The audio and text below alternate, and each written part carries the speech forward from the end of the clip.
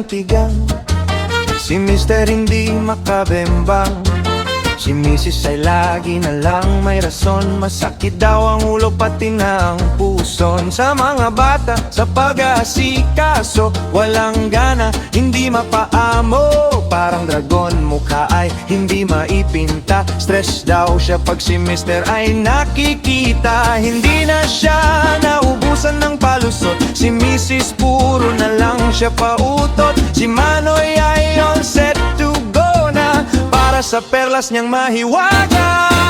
Babe, my love, my honey, come on. Yes, you my love, my baby, let's get it on. Handa na ba you for some lovin'?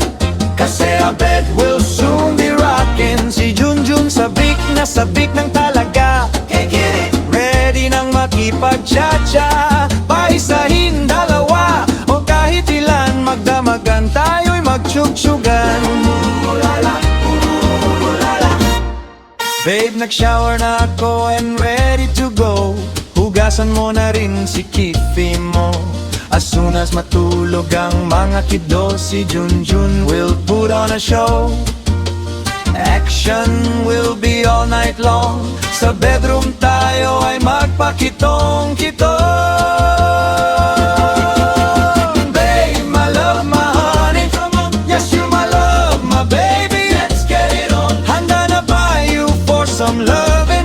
Kasi I bet we'll soon be rockin'. Si Junjun sabik na sabik ng talaga. Ready nang makipag-cha-cha. Paisahin dalawa o kahit ilan. Magdamagan tayo'y magtsyug-tsyugan. Alam ko na ang sagot ng iyong dilema. Dahil si Mister ay hindi pa nag-intrega.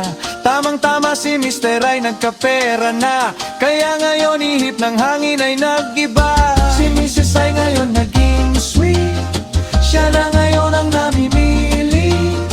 Kay Junjun ay full attention na. Si Kitty handa nang magpaligaya.